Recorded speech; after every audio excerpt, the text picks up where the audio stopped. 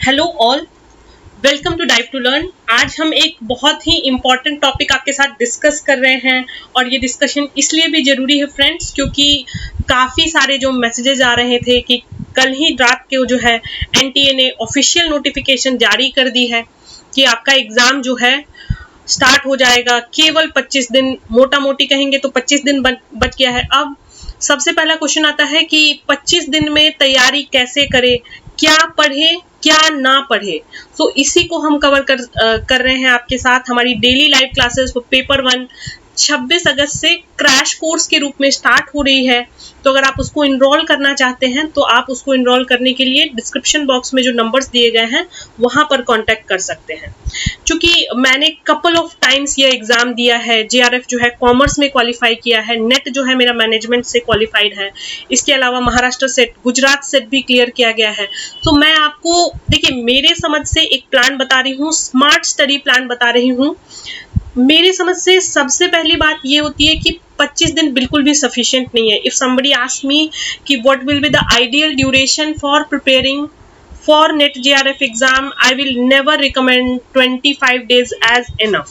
लेकिन चूंकि नोटिफिकेशन आ गई है and these are the only number of days जो हमारे हाथ में आज के दिन में है, तो हमने प्लान इसी हिसाब से करना है। And obviously we will not be covering whole syllabus, we will be seeing क्या हम कवर करें और क्या ना कवर करें।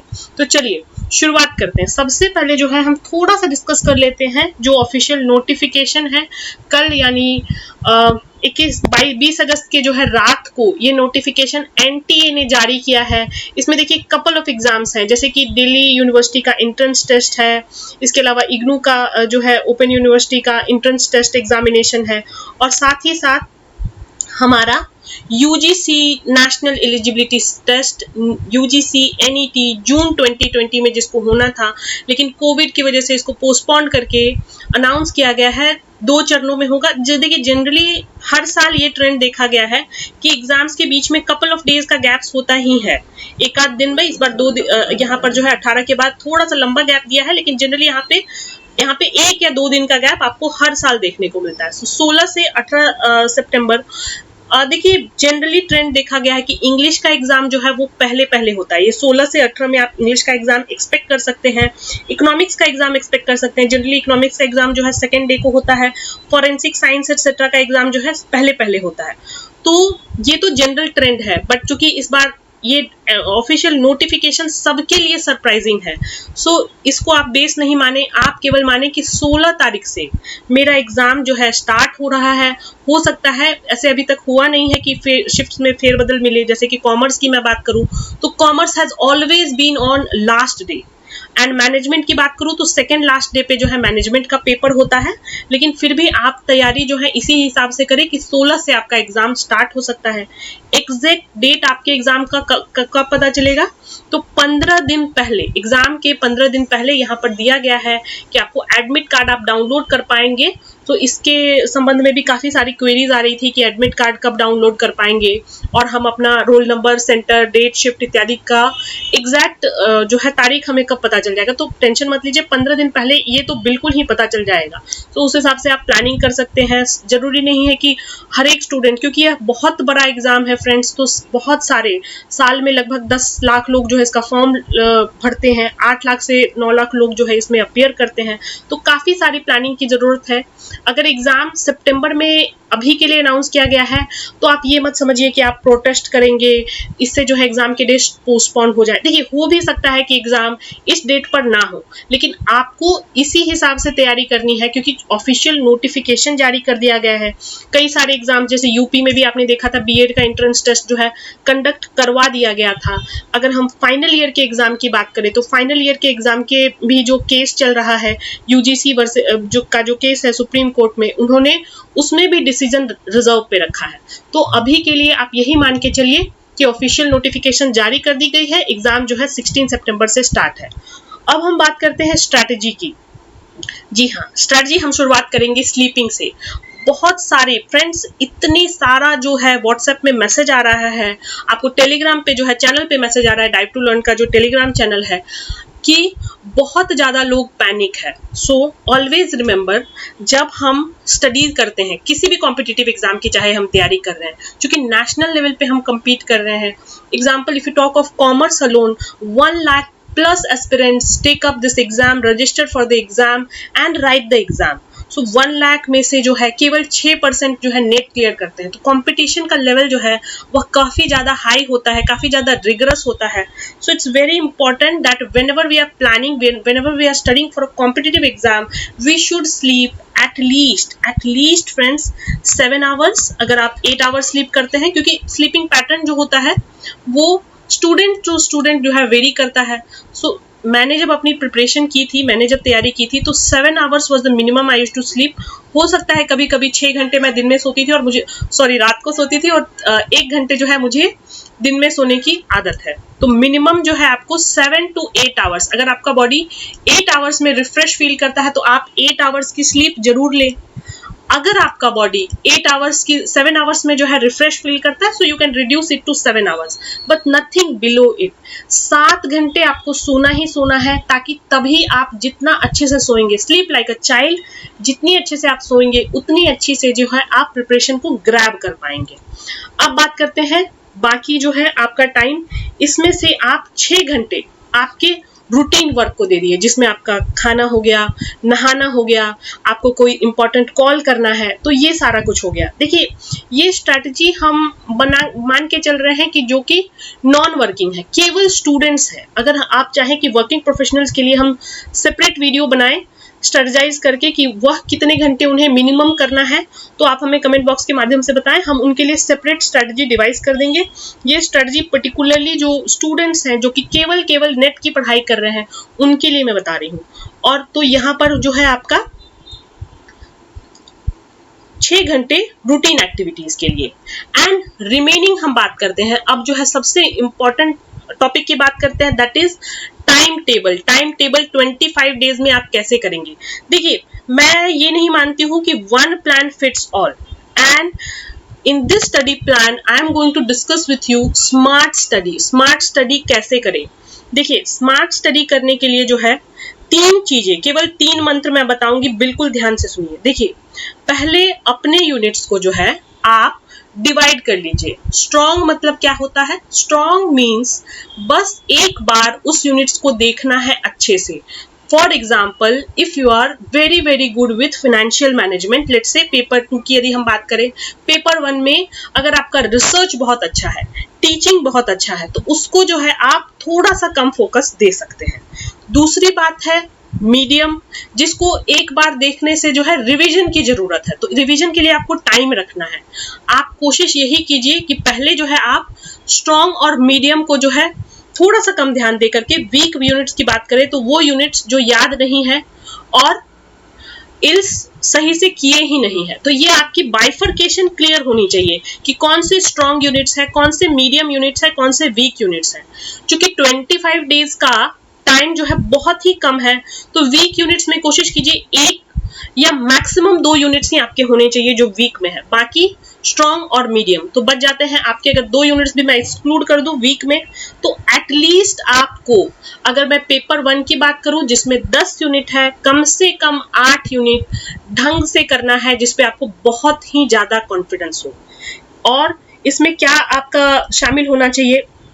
देखिए, सिलेबस को आप एक बार देख लीजिए कि सिलेबस में क्या चीजें दिया हुआ है। सबसे पहले आती है कॉन्सेप्ट, और अगर अभी की मैं बात करूं तो एक चीज मैं बताऊंगी अभी के लिए जो है, अगर आप लाइव क्लासेस फॉर एग्जांपल किसी भी प्लेटफॉर्म पे लेते हैं, सो ये मत कीजिए कि पूरे दिन आप लाइव क्लास ले रहे हैं। इससे जो है आपका कॉन्सेप्ट्स जो है, टाइम कम है, कॉन्सेप्ट्स ज्यादा कवर करना है। Focus on self study. Self study is the key.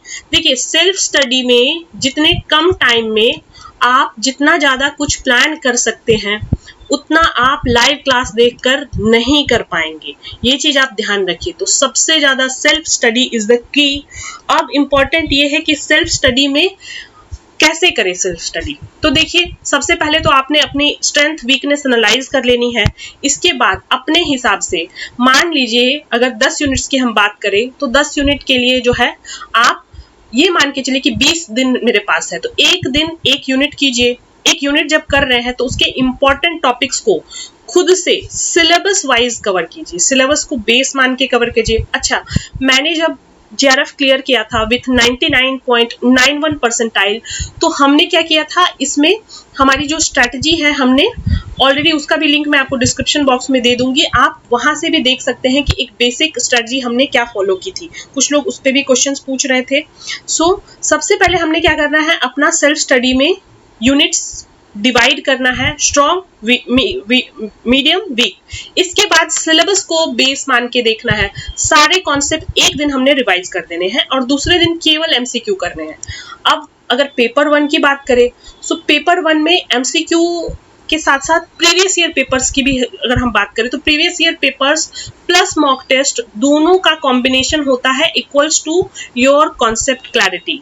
Previous year paper plus mock test दोनों ही करना है। गुड न्यूज ये है कि our app comes to your rescue. यहाँ पे आपको रीसेंट पेपर, साथ ही साथ कई सारे शिफ्ट के 2 दिसंबर 3 दिसंबर डिफरेंट शिफ्ट में जो एग्जाम होते हैं, ये सारे के सारे पेपर 1 अपलोडेड है ऑलरेडी ऐप में। तो इससे जो है आप अपने पेस पर इसकी प्रिपरेशन कर सकते हैं। पूरे के पूरे ऐप की यदि हम बात करो तो इसमें 10,000 से भी ज्यादा, ध्यान दीजिएगा, 10,000 से भी ज्यादा MCQ अपलोडेड है।